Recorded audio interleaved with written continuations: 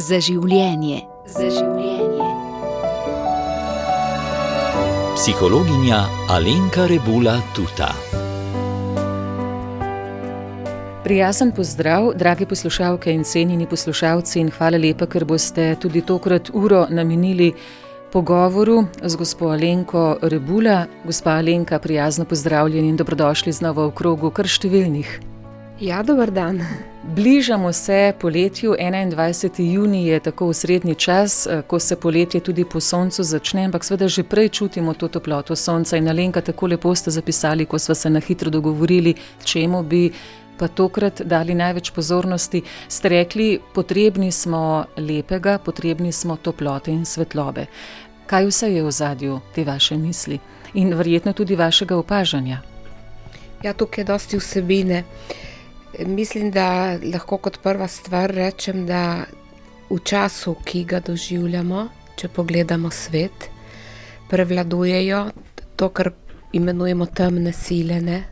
To pomeni, temno je tisto, kar čutimo, da ustvarja nasilje, uničevanje, bolečino, klic tistih, ki so poteptani, trpljenje, ki ne vidimo, kako bi to presegli. In torej ena tak val, ne, hudega, in hudo je zmeri tudi grdo na nek način, ne, ti da občutek, da je nekaj pokrilo sonce.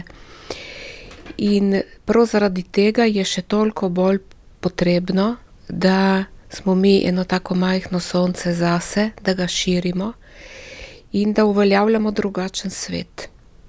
Drugačen svet. Svet, kjer se okrog tega, kar bi lahko rekli sonce, ne, in utripa eno veliko srce, zbiramo s tistimi, ki želijo dobro kot mi, presežemo tisto, kar nas ločuje, povežemo vse tisto, kar nas bliža, tako globoko vdihnemo, se oddahnemo, vemo, da lahko veliko naredimo v svojem malem svetu, ne? Se temu posvetimo in začutimo, da svetloba je, da smo del nje in da jo lahko ustvarjamo.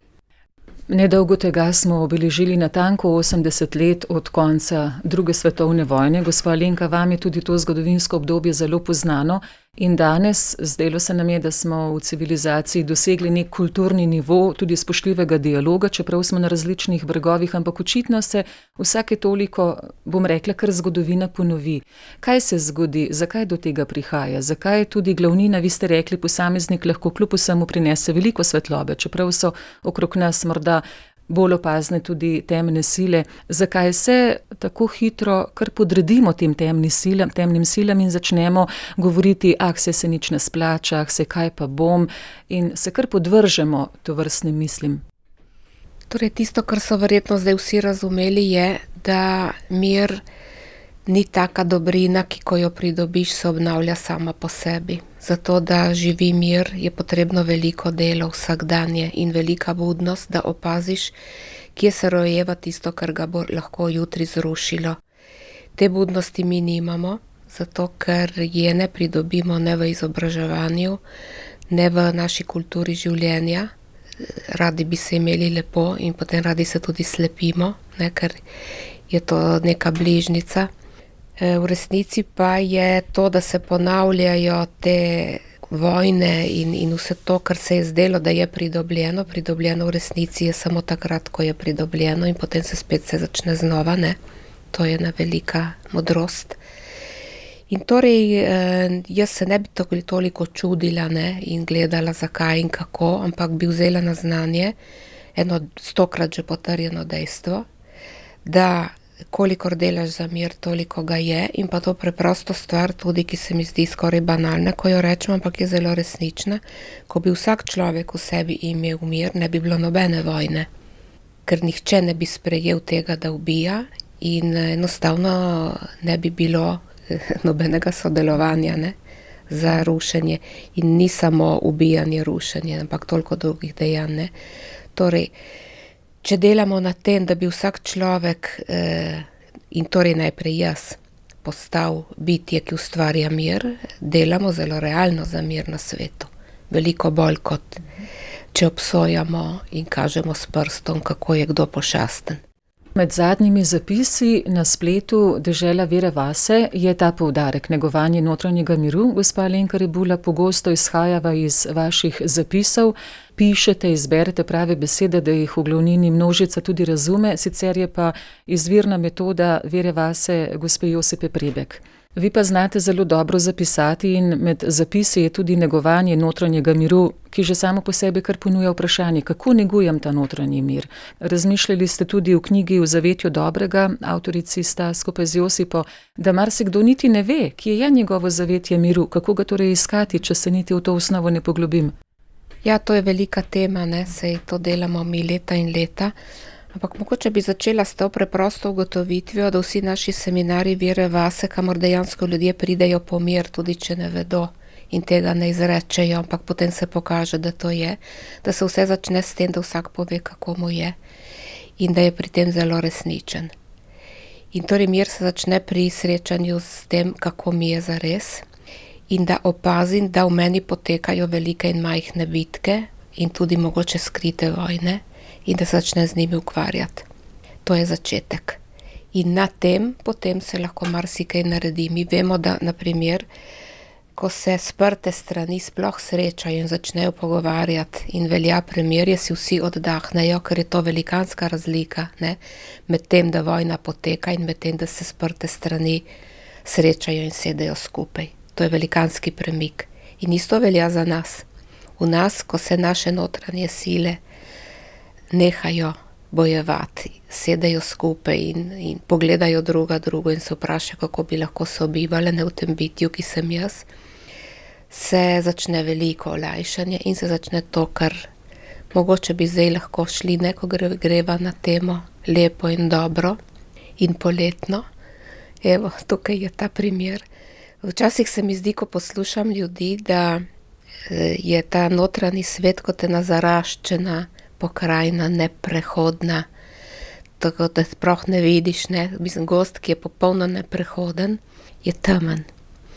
In če hočeš priti skozi, je potrebno narediti pot, da prideš na svojo jaso, ne? In torej je to poletje mogoče prav tisti čas, ko lahko to delamo. Ne, izhodimo pot do veselja, do dobrega, do lepega, ker mogoče so nas zarasle skrbi, vsakodnevne obveznosti, vse, kar mora biti narejeno in kar nas grozno tudi priganjajo, da mora biti narejeno v določenem času in celo na določen način. Ne, to so seveda še druge teme, ki so jih že obdelovali. Če se kar navežem na to vašo prispodobo, če naletimo na neprihoden gost, potem vemo, da bo za pot, ki si jo bomo utrli, potrebnega kar nekaj dela. Predvsej moči, nas bo tudi kaj bolelo. Ja, jaz se ne bi koncentrirala na to, zato ker kadar gremo v nepoznan gost, če imaš vodiča, je že dobro, ne? In vsak od nas potrebuje koga, ki je že prihodil ta gost in pove, kako se pride skozi in po možnosti še koga, da se primeva za roko, da greva skozi, ne? Da nas je čim več. In v tem primeru nam je veliko lažje in lepše. In mislim, da lepota te hoje skupaj, ne moremo reči, da je to na velika težava, ne?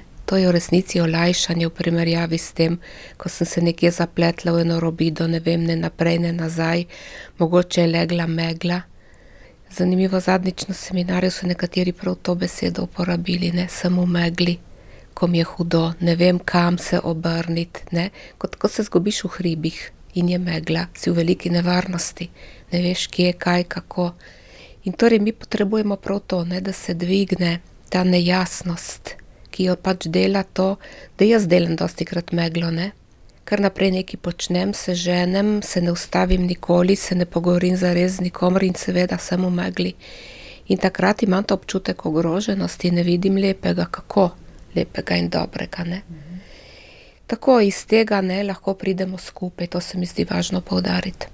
Pri vaših odgovorih se čuti, da ste v stiku z ljudmi, o realnih zapletih govorite. Vi poznate zelo iskreno in zasebno veliko tovrstnih primerov, ker se vam ljudje zaupajo. Pa zdaj tako zelo na pamet govorim, ko nam je težko, se pogosto zapremo. Zakaj? Takrat ne gremo v skupnost. Zakaj ne poiščemo? Vsaj mnogim ni to tako zlahka storiti, da bi poiskali nekoga ali bili vsaj v bližini drugih. Ja, mislim, da tukaj imajo največjo težo izkušnje. Malo je izkušnja, torej zelo velikokrat smo to že poskušali, samo smo pozabili, ne, da je bila to naša temeljna izkušnja. Tega se lahko naučiš že, ko imaš 2 leti, še prej. In to se ti zapiše in pozneje ne razumeš, da je pravzaprav to samo izkušnja in da to nisi ti, da ti nisi zaprt človek. Ampak si nekdo, ki se je rodil odprt in ki se je zaprl. In ker se zapre, se lahko tudi odpre. Rabiš samo nove izkušnje, se pravi ljudi, ki jim lahko zaupaš v varnem okolju, ne? To je ena osnovna stvar. Seveda, lahko si tudi po temperamentu bolj zadržan in zaprt, nismo vsi enaki, ampak tudi to ne pomeni, da ne moreš dobiti podpore, da je ne rabiš in da lahko za njo ne vprašaš. Samo da zaprt človek bo drugače iskal druge, kot tisti, ki je zelo ekspanziven. Torej, vprašanje je, kako jaz, ki sem taka oseba, mogoče malo samotarska, zaprta, ki se zelo težko odprem, ne? Ali pa sem zelo ponosna, ker zlepa, težko, mi je zelo težko, kako pokazati, da sem ranjena, da ne znam, da ne zmorem, ne? Ta ponos je lahko velika ovira. Torej, jaz taka oseba, kot sem, kakšno podporo rabim, da zaupam, da povem, kako mi je. Torej, vsak lahko dobi podporo, ne, po svoji meri, če pogleda, kaj res rabi in če ve, da vsak človek ima to možnost, da sreča drugega. Samo ni to kdorkoli, ne. Navadno premalo vztrajamo. Recimo, obrneš se, to se meni tudi dostikrat dogajalo v življenju, se obrneš k enemu in vidiš, da se ne znajdeš. Z drugemu te zavrne, k tretjemu si nekaj časa skupaj, potem ti obrne hrbet, potem k naslednjemu spet slaba izkušnja, ne, potem se to malo nabere, rečeš, dobro, ni zame ta zadeva, ne. Se potegnem vase in ostanem tam, najbolj varno bo, da sem v svoji kotani, ne, in tam premlevam svoje, jaz bi rekla, tukaj nas reši vztrajanje. In tukaj lahko pogledamo in se povežemo z naravo, ne, kako narava vztraja. Kolikokrat moraš ti drevo posekati, da korine nehajo odganjati, ne, kolikokrat. In vsaka rastlina, ki jo izruvaš, je že poslala semena okrog in bo pa drugje rasla. Če bi mi to imeli, ne bi bilo naše življenje veliko bolj odprto, veliko bolj rodovitno. Pa verjamemo v te slabe izkušnje in ne verjamemo v tisto, kar seveda nismo še doživeli in poskusili, ampak v nas je toliko možnosti. Sem prebrala v knjigi V zavetju dobrega zadnjič, pa tudi med zapisi dežele Vere Vase, da je toliko izjav o dobrih namenih. Odločili smo se, to želimo spremeniti, potem pa tam kar obstanemo. Ta prvi korak, pravite, je zelo pomemben, ampak nas nadaljevanje zanima. Zakaj ne pride tudi do nekih trajnejših ali pa vidnejših rezultatov? Mi smo polni ciljev, polni želja, polni sklepov. Verjamem, da tudi zdaj v poletje bomo šli s sklepi, zdaj pa odložim, zdaj se bom pa znal bolj sprostiti, zdaj se bom pa povezal z družino, ampak potem pa kar ne steče. Ja, tukaj je tudi eno pošteno vprašanje v ozadju, da jaz znam tisto izpeljati, kar sem veliko vadila. Vsak, zato da pišeš, si se moral naučiti pisanja in ni šlo v enem dnevu, ne. In zvestoba svojim odločitvam ni nekaj improviziranega. Torej, ta sposobnost biti zvesti svoji odločitvi ni stvar, s katero se rodiš. Je ena od sposobnosti, ena od veščin, to je potrebno razviti. In zakaj to razviješ? Oziroma, v čem je smisel vsega tega, kar pravim?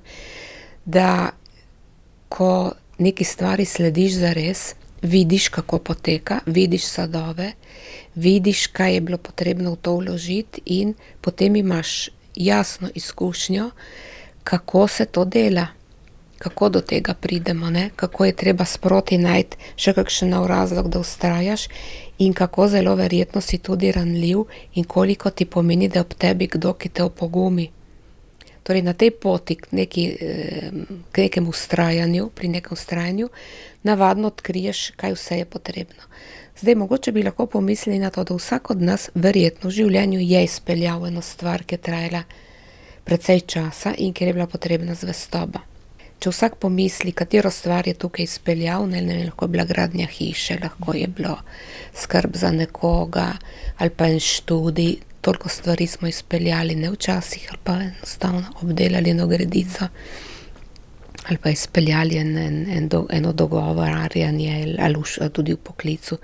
Skratka, ko se vrneš v to izkušnjo, navadno ugotoviš, katere korake si naredil, kaj ti je bilo težko, kje si napredoval in zakaj je bilo dragoceno, ne? In kaj je bilo potrebno vložiti.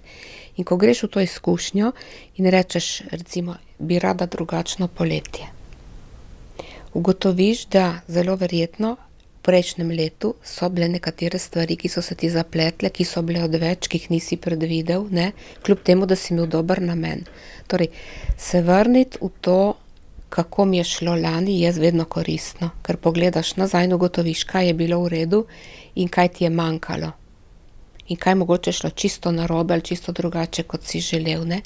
In ta pošten pogled nazaj mi pove, kje sem šibka. Ker tam, kjer mi ni uspelo lani, če nisem vadila tistega, ne? Primer, če se jaz pustim prepričati od koga, ki ima velike potrebe, da so njegove veliko bolj važne od mojih, ker pač mu je hudo in to rabi, ne vem kaj. In jaz umaknem vse tisto, kar rabim, zato ker pač ta oseba mi je draga. Torej, sem vajena umikanja svojih potreb, ne? In če jaz v tem letu nisem naredila nič za to, da bi bilo drugače, torej nisem uveljavila nobene svoje potrebe, seveda na en lep način, ne? In drugim dala razumeti, da jaz bom vztrajala pri nekaterih stvareh, da so se naučili in mi dali prostor, če z tega nisem naredila od septembra do junija, tudi ne bom naredila letos junija. In torej si prihranim to razočaranje in te velike upe, ne, ki so zelo naporni v resnici, zato ker jaz ne morem speljati tako, potegniti z klobuka svojega zajca za eno stvar, ki sploh ne obvladam. Torej, si pridelati prostost poleti, ne, in prostor zase je rezultat nečesa, kar sem pridelala v tem letu ali pa nisem. In torej bodimo skromni in povejmo si, kaj smo sposobni speljati lepega zase, ne, kar tudi zelo pogrešamo, in si damo en majhen cilj, ki mogoče je zelo skromen glede na to, kaj vse bi mi radi, ne, ker ko ti zastanejo želje, ne, in potrebe, si se stradan in bi vse, ne, kot tisti, ki ni jedo en mesec in potem se najen, mu je slabo. Ne more iti tako.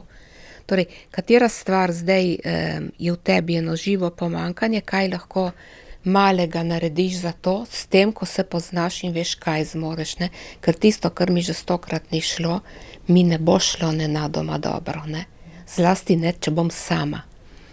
In torej, tukaj je naslednje vprašanje, kdo me ima rad in me lahko podpre v tem, da jaz recimo nujno rabim nekaj časa zase, prostosti in svobode in si je ne znam pridobiti in je zelo verjetno, da je tudi to poletje ne bom znala.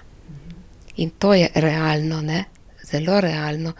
Včasih se mi zdi, da je veselje, naše veselje v življenju zelo odvisno prav od tega, kako znamo pogledati, kje smo zares.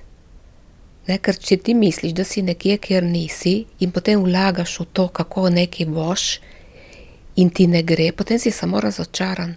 Veselje ti pride iz tega, da ti uspejo stvari. In torej tvoj cilj naj bi bil tisto, kar ti res lahko uspe.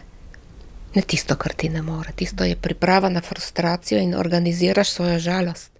Torej imamo samo pred seboj neke zmotne zmage, pozabljamo pa na te drobne uspehe, s katerih pa je neko končno zadovoljstvo. Ko ste rekli, kaj je bilo lani, smo si nečesa želeli, pa do tega ni prišlo. Kje bi lahko naredili več in da je to treba začeti že s koncem poletja, zato da bomo letos lahko kaj malega popravili, naredili korak naprej. Tako, ko pomislim, si rečem, joj, kako se ljudje zatečemo v neko pozabo spomina. Kot bi sproti rezali neke izkušnje ali korenine teh izkušenj in potem res kar lebdimo, smo v megli. Saj niti ne vem, kako pa je že bilo lani. Ne, to je neka uteha tega kratkega ali celo izgubljenega spomina. Ja, mi gre malo na smeh, ker razmišljam, da včasih je spomin podoben eni taki starokopitni tajnici, ne, ki pogleda, recimo, ki nadzoruje svojega šefa in vse tisto, kar dela, ne, on bi se kaj prenovil in ona tam mrko pregleduje, kako je bilo vedno, ne, in kako mora biti in odstranjuje mogoče klice vseh tistih, ki misli, da ga motijo, zato ker ne spadajo v njeno shemo. In torej v resnici mi imamo tak spomin, kot smo ga naučili, da deluje.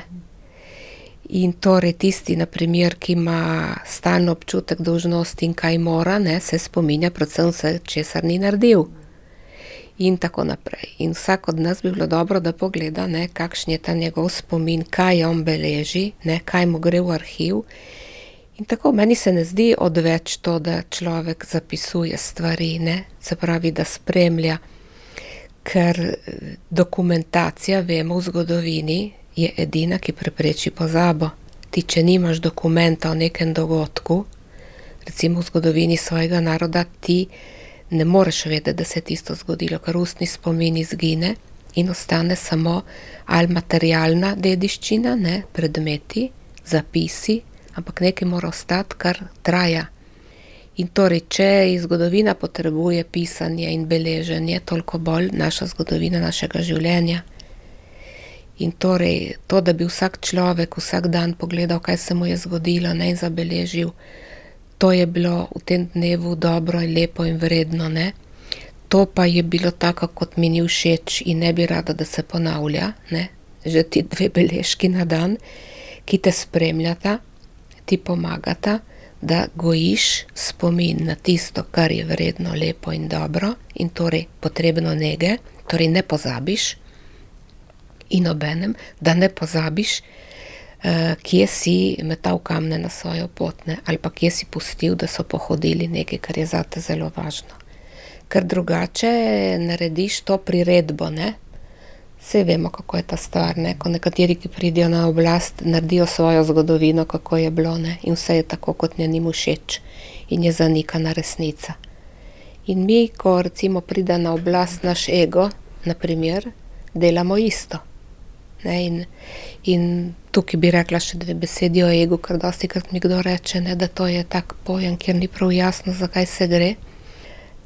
Ego ni samo to ena samovolja, kjer hočem, da gre po moje in jaz pohodim druge, ne. Danes je zelo popularno recimo govoriti o narcistični osebnosti, ne, ki vidi samo sebe in vsi so ji orodje.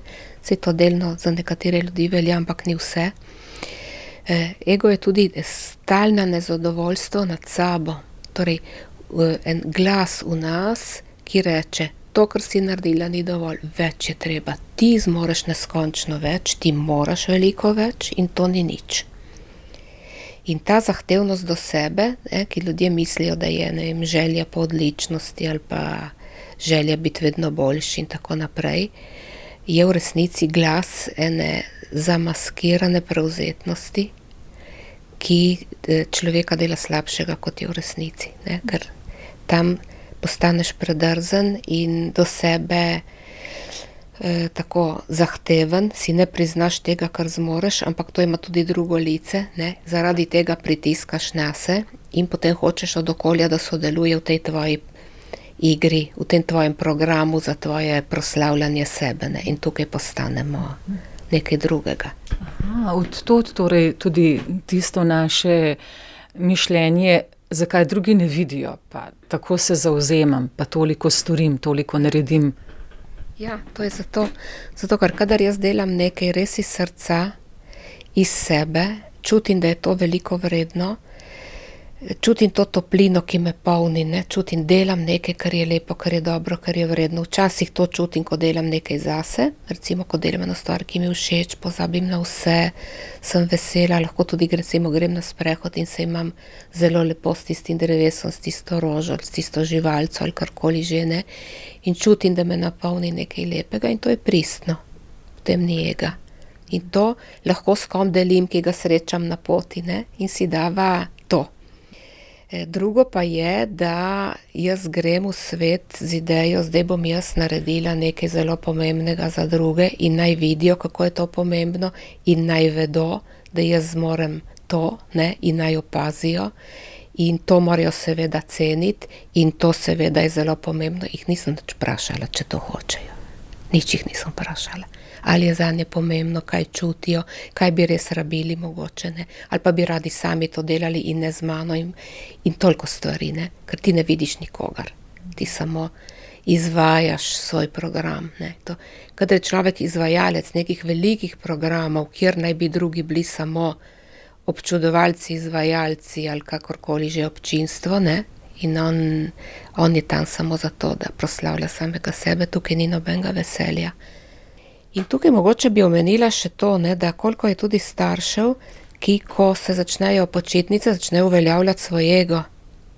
Torej, ki ne prisluhnejo potrebu otroku po življenju, po prostosti, po brezskrbnosti, mogoče tudi po brezdelju, ne, po času zase, ali pa tudi ne svojim ostalim družinskim članom, partnerki ali pa partnerka ne prisluhne partnerju, ki bi mogoče rad imel samo oddih, ne, je treba iti v akcijo, ne. In tukaj dostikrat ne gre za to, da grem za srcem, ne, se mi zdi zanimiva ta povezava srce in sonce. To je v vseh kulturah bila povezano, ne? Ker kot sonce ustvarja rast in toplino, tako srce išče to, ne? Bližino, oddih, toplino, resnično srečanje. In torej namesto, da bi šli v to, ne? Da se družina res sreča tako, da vsak dobi prostor za svoje srce, se gre v eno gonijo za, ne vem, aktivizmom in ker si je nekdo pač to zamislil, ne? Saj ne rečem, da to vsi delajo, samo če se to v nas oglasi in mogoče se vsakem kdaj oglasi, je dobro premisliti, kaj pomeni res unesti sonce in srce v čas poletja. V knjigi V zavetju dobrega pišeta seveda Josipa, njeno delo je ta izvirna metoda Vera vase, vi pa ste to zapisali v tej knjigi V zavetju dobrega in tam je veliko zapisanega prav v preverjanju, kako pa je drugemu, kaj pa si drugi želi. Saj to ne pomeni, da zanikam sebe. Alenka, kako vstopiti v to? Da bo pošteno, da bo iskreno do obeh ali več strani. Ja, mislim, da tukaj gre prav za ta osnovni koncept, ne, jaz, dokler nisem delala z Josipom, mi ni bilo jasno, kaj pomeni srečanje in čem je vrednost tega pojma. Ne, ker na tem gradi Vera vase, da ti lahko verjameš vase samo, če se razvijaš v srečanjih. In v srečanjih, ki tebe ne rušijo in razblinijo, mogoče bi lahko rekla tako, ne, razblinijo niti drugega. To sploh ni preprosta stvar, zato ker, ko bi rekla, ko si sam, nekje veš približno, ne, kdo si in kaj misliš, vsaj ponavadi je to veliko lažje, tudi če nam nekaj jasno, ne, ampak ko sem sam, lažje ohranjam to zbranost na to, kaj jaz želim. Čim ob mene stopi kdo drug in razmišlja o isti stvari na svoj način, jaz lahko začnem imeti dvome, da moj način ni pravilen, ali pa da mogoče jaz bi pa na tisti način, da tisto je boljše, ali pa da mogoče jaz sploh nisem to, kar mislim in tako naprej. In torej mi zelo težko ostanemo, kar smo v stiku z nekom drugim, ki tudi težko ostane, kar je, ne. In to so tisti smešni dialoge, ki jih včasih slišim, jaz sem včasih slišala med svojimi kakšnimi taki zelo ljubeznivimi tetami, ne, gremo sem, pa kamor hočeš ti, pa ne, povej ti, kaj bi, pa ti kaj bi jedla, povej ti, kaj bi jedla, ma ne, naredimo to, kar hočeš ti, ne. In se niso mogle zmeniti, ker ni bilo te jasnosti, ne, jaz bi to, ti bi to in nihče ni ostal pri svojem, ampak se niso srečali. In torej gre za to, kako bi mi lahko delali na jasnosti, torej jaz sem to, jaz bi to. Ne, jaz bi mogoče danes šla na 4-urni sprehod in to bi mi res pasalo. In ta druga, ki jo imam rada, bi šla za 1-urni sprehod. In zdaj je dobro, da jaz vem, da jaz bi hodila 4 ure. In je dobro, da ona druga ve, da bi hodila 1 uro zares.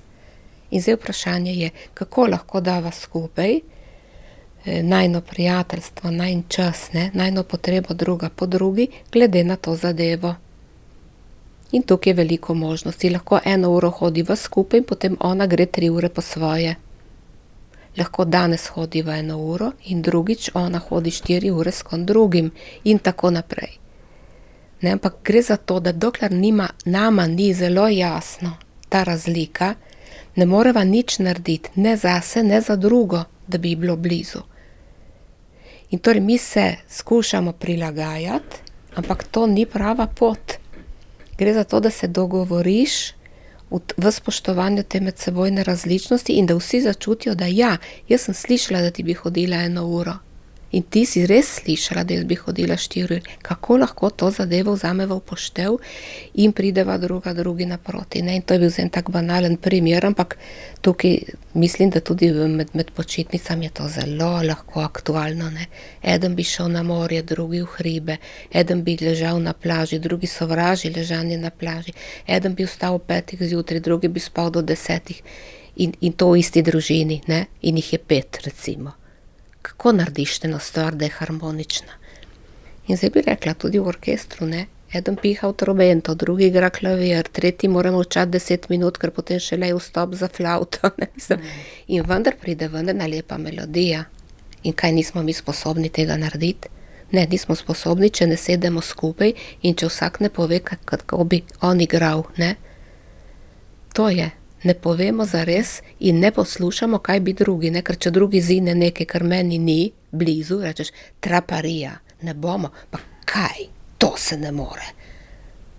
Kako, smo julija, zunaj je sonce, narava kliče, in ti hočeš čepeti doma in brati svojo knjigo, kam to spada? In potem začneš dajati lekcijo o naravi in življenju in imaš svojo pridgo, ne? In drugmu se že zamašila ušesa, že ko si odprl usta.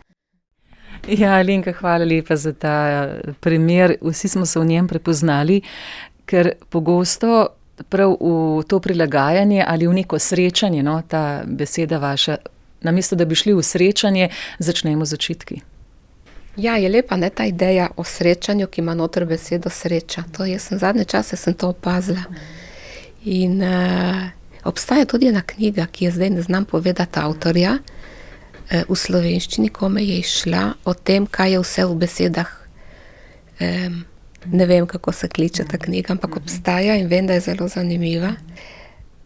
No, skratka, hočem reči to, da sreča je dejansko en dogodek, ki nam je zelo blizu. Že po naravi mi vemo, da želimo deliti stvari. Ko nam je lepo, je zelo težko se veseliti sami. Navadno imaš težnjo povedati, ne, da ti je bilo lepo, in iščeš nekoga, da bi povedal, da je bilo krasno. In torej, če to v naši naravi je, in vidimo tudi pri otroku, ne, ali pa, kar se mi zdi tudi zanimivo, dostikrat so starši zelo napirjeni proti pubertetniku in mladostniku, ki bi kar naprej bil v družbi in se mu zdi, da mora vse z drugimi deliti, ne. Ma ta težnja, da poveš, da ti je bilo lepo, da pokažeš, je zelo zdrava. V našem času seveda doživljeno veliko deformacijo.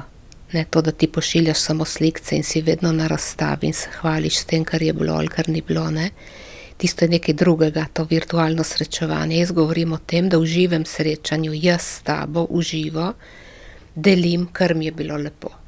In da to je ena velika človekova potreba, ki bi jo bilo dobro dopuščati svojim otrokom, ne, mladim, in vedeti, da kadar se nekdo zapira in je sam in noče v družbo, ne, dostikrat starši skrbijo, da se otrok zapira, ne, da gre za to, da se odpoveduje očitno nečemu, kar je lepo, na podlagi nečesa drugega. Se pravi, da v njem deluje ena velika zavora in verjetno potreba po stiku, ki mogoče tudi v družini se ni rodil, ne, in da torej noben otrok se ne zapre samo zato, ker mu je to všeč, ker ga zabava ali pa zato, ker je gledal v mobitel. Ni to stvar, ki nastane sama. Če je potreba po srečanju tako uslišana in če je nekdo, ki jo je uslišal in slišal, se mi ne zatekamo v samoto in se ne izoliramo. Joj, hvala lepa znova za to opozorilo, ki je zelo aktualno, gospa Alenka, ker velikokrat danes slišimo starše, me skrbi, je v sobi, ga po ves dan ni, ne vem, kaj počne, pa potem starši v dobri volji, ker so v zadregi in žalostni in jih skrbi, kličejo, trkajo, vabijo, ampak ni pravega odziva, tudi če se mladi odzovejo, pridajo, so videti naveličani, nekaj časa morda še sedijo v družbi, ampak je videti, da pač to ni mesto, ki so ga izbrali, tisti trenutek jim to ne paše. Kako jih lahko povabimo nazaj v neko pristno srečanje, oziroma kaj bi rekli v takšnem primeru? Recimo, da je to vprašanje zdaj naših poslušalcev. Ja, tukaj je vedno važno, na Veri vase vedno rečemo to, vrni se vase in poglej, kako deluješ ti. Zato, ker kadar jaz povabim drugega v odnos, to deluje samo, če drugi začuti, da jaz resnično sem sposobna za odnos, za tisto, kar je v njem. In včasih v mladih so velika brezna, ki jih ne morejo deliti s svojimi starši, ker starši enostavno niso kos temu, kar otrok doživlja. Otrok to čuti in se izolira. In torej ne gre za to, da ti nekoga vabiš v naravo, na svetlo, pridi, da se kaj pogovorimo. Kaj? Mislim, vabilo v stik pomeni, da ti si domišljaš, kot mama, kot oče. Jaz govorim tudi o tem, kako sem jaz to doživljala. Ne? Jaz sem si domišljala, da znam poslušati.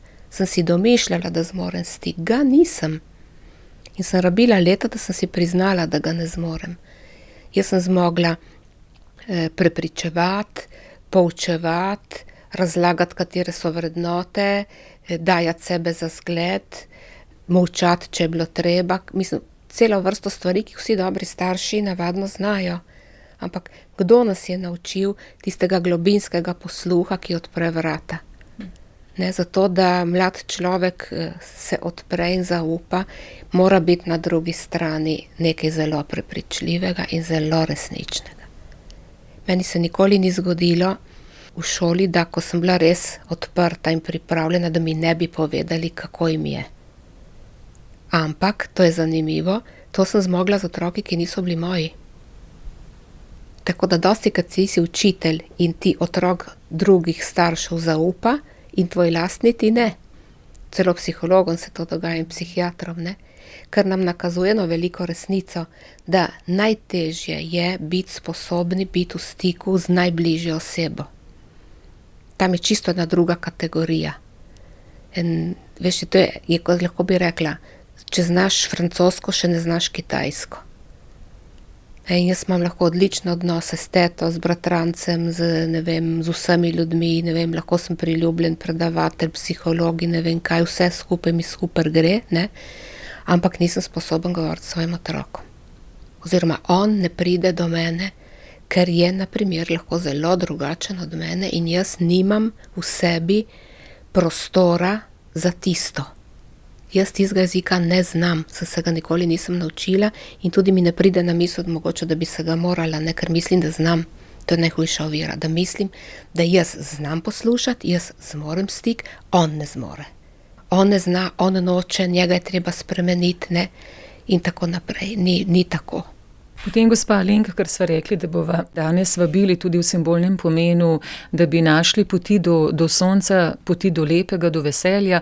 Kakšni so potem lahko tisti zelo uporabni nasveti ob vsem povedanem, da bo v poletju res veliko tega stika, da bomo nekoliko bliže svojim otrokom oziroma s tistimi, ki so nam najbolj pri srcu, s katerimi gremo običajno tudi na počitnice, na oddih, na dopust. Kako narediti torej ta vstop? Ste rekli, da najprej poslušamo drug drugega, česa smo potrebni, kaj si sploh želimo, kakšen naj bi bil po našem oddih, kaj še? Ja, jaz mislim, da še pred tem je potrebno ugotoviti, katere so realne možnosti. Torej, zame, če sem oče ali mama, s koliko moči razpolagam. Ne moreš biti na razpolago nekomu, tudi svojim otrokom, ne, v celoti in ne vem, kaj jim nuditi, če si izčrpan in komaj dihaš. In te je, recimo, leto popolnoma povozilo. Jaz ne vem, kakšne življenjske trenutku so poslušalci, ne? Kdo se počuti boljše, kdo slabše. Ampak jaz mislim, da izhajati iz tega, kako meni zares je prvi korak k temu, da ne bo poletje postalo ena katastrofa. Torej, če sem jaz v enem določenem stanju, je to zdaj moja trenutna možnost. Iz te možnosti izhajam in lahko potem družini nekaj predlagam. En iskren pogovor, kaj bomo delali, kam bomo šli in kam ne bomo šli. Z mano je tako. Ne? Kako je pa z vami? In tukaj damo na mizo razne želje. Ne? Torej, če bi to bilo možno, bi rešili že polovico problema. Samo dostikrat to sploh ni možno, ker nismo tega vajeni. Ne? In torej bi rekla, da v tem začetku, ko izberem, s čim razpolagam in kaj bi jaz potrebovala, ne? In to povejo tudi drugi, bi se lahko začel en iskren pogovor o tem, kako porabimo te mesece, ne, in seveda tukaj ne bi odpadlo vse tisto, kar delamo običajno, ampak ne more odpasti takoj, ne. Kjer da pridigamo in delamo to, kar smo delali celo leto v odnosih med sabo, ne. Torej, jaz tudi ne bi mitizirala poletja. Poletje samo zato, ker je lepo vreme, ne bo ničesar rešilo samo, ne. Lahko pa naredimo, da ne dodamo dodatnih stresnih dejavnikov. To pa lahko naredimo. Torej, pritiska, ne, zahtev, ki jim nihče ne bo kos, in enim velikanskim pričakovanjem, kaj ne bi se dogajalo. Zdaj, mogoče je to moja osebna vizija, ampak jaz imam občutek, malo ko gledam svet, da smo v enem trenutku tako splošne atmosfere, ne, ko rabimo, da se malo zresnimo, ker časi niso lahki, ne, in zadeve so res zelo negotove. Mogoče to ni čas, da se gremo, ne vem, ene velike zadeve, kot da je vse praznično, kot da zdaj bomo porabili ves denar, zato da se imamo super, ne, in še delali, da smo v zlati dobi, ker nismo. Jaz bi se naravnala malo tudi na duh časa, ne, in bi negovala tisto, kar je majhno, lepo, resnično in res lahko napolni. Slovenija je zelo lepa, stvari so zelo lepe, ne. Lahko tudi res gremo kam, samo iti malo v to, kako je možno tudi v majhnem okolju, ne, najti trenutke, ki so res bogati, najti obilje našega lastnega prostora in se naučiti ceniti in ovrednotiti in doživljati razkošje tega, kar že je. Namesto kar naprej neki hoditi, vse svet je zelo lep, svet je dragocen, svet je čudovit, lepo ga je spoznavati, ne, samo kdaj, kako, zakaj, torej zakaj grem, kaj grem iskat. In torej eno tako vračanje v eno avtentično iskanje lepote, najprej tiste, ki mi je zelo blizu, ker če tiste, ki je blizu, ne vidim, tudi daleč ne bom videla nič. Ne? In odmik, ki ga včasih ljudje rabijo, ja, včasih tudi rabim, da grem več kilometrov proč, ne? In to je navadno zdravo, kadar hočem stvari pogledati od daleč, ne? Ampak gre za odnos. Torej, jaz se lahko tudi potujem, ne vem, v Južno Italijo ali v Francijo ali ne vem kam in grem tja z željo, da odkrijem en svet in se oddalim od tega, kjer sem in da mi je lepo in odkrijem to bogatstvo kulture in tako naprej. Ampak pristop je lahko skromnejši, bolj avtentičen, bolj umirjen, v spoštovanju tega, da rabim tudi mogoče res en stik s sabo, torej da grem bolj zbrano v stvari. Manj razpršeno, manj, ne vem, da mora vse nekaj na ven delovati.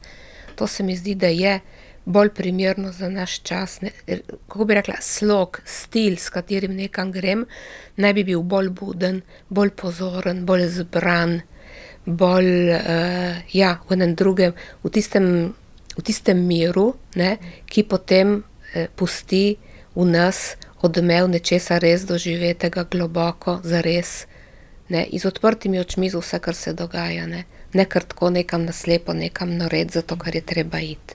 Torej navdušenje za to, kar je okrog mene, kar mi je trenutno pri roki na voljo, hvaležnost za vse tisto, kar imam, kar je prišlo v moje življenje, ne nazadnje tudi zvestoba. Biti zvest svojemu kraju, svoji vasi, svojemu okolju, svoji domovini, svojim ljudem.